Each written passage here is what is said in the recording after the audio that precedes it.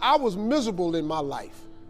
I didn't like waking up. I ain't have no purpose. I didn't know what I was supposed to be doing.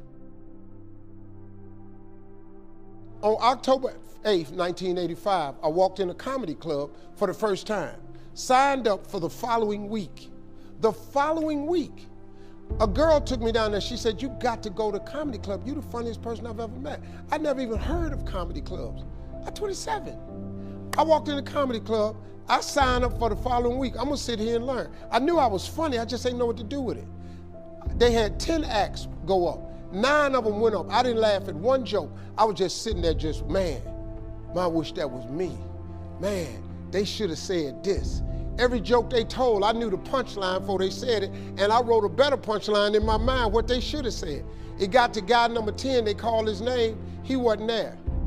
They said, well, he's not here, we're gonna go to next week's list. Steve Harvey, where are you? Long story short, I won amateur night that night. I won $50. It was a 45-minute drive to my house with this girl named Gladys. I cried 45 minutes. She said, "What you crying for? It ain't but $50. I said, no, you don't even understand. I was born tonight. I now know what I'm supposed to do. I went to work the next day, October 9th, and quit my job. With $50, I had nothing. I just never gave up. I'm gonna tell you something. That decision cost me everything I had. I lost everything. I lost my family. I lost friends.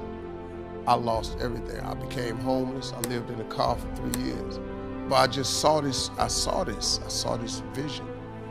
I just pursued it. I said, wow, that's it. You have to take chances in life. Life is about risk. If you play it safe in life, you ain't gonna have much of a life. If you play it safe, you won't have much of a life. Life is risk. It takes courage to pursue your dream. Now, it's gonna cost you something. Most people are not willing to pay what it costs to go after your dream, because you're gonna have to hurt a little bit. And most people don't like being uncomfortable. If you don't wanna be uncomfortable, please do not pursue success, because success is a very uncomfortable feeling. And I just learned to be comfortable being uncomfortable. Life is hard. See, for every time you have a plan, a dream, an aspiration, or a goal, do you know what happens every time you have one of those? This thing comes along called life. It happens to everybody. Life has disappointments, it's got peaks and valleys. You're gonna lose somebody you care about one day. That's a valley. Somebody gonna close the plant you thought was gonna stay open so you could retire. That's a valley. Somebody gonna fire you for an unjust cause. That's a valley. The people that got your credit card gonna sell their company, gonna sell their business to another credit card company. Your 18% go up to 26%. You don't even know why now your minimum didn't change. Because it's life. You can stop thinking that life fitting to be easy, because I got news for you, it ain't.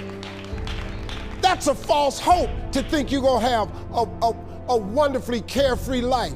That's unthinkable. We all live in this bubble. What you gotta do, you gotta put more air in your bubble. You got to blow your bubble up. Expand yourself. Take yourself out your comfort zone. Do not live in your bubble. Put some more air in your bubble. If you stay in your comfort zone, that's where you will fail. You will fail in your comfort zone. Success is not a comfortable procedure. It is a very uncomfortable thing to attempt. So you got to get comfortable being uncomfortable if you ever want to be successful. Start putting some pressure on. Put some pressure on yourself. Get out here and get about it. Look, I'd love to sugarcoat this thing for you. I'd love to tell you, look, you can go out here and get rich, do a couple of things. That ain't happening. You got to get real doggish. You got to get downright funky if you want to make it. Now, like I was telling you before, if you want to be ordinary, you ain't even got to listen to me. Just go on about your business. If you think ordinary is cool, ain't no problem. It's some really, really wonderful, ordinary people. But if you are sitting in this room and you have extraordinary aspirations, then you're gonna have to do extra. You put extra on top of ordinary and you come up with extraordinary. It's no other way. I'm sorry, but here's the fact. All of you have extraordinary capabilities, all of you. You have to decide if you are willing to do the things to put you in that category.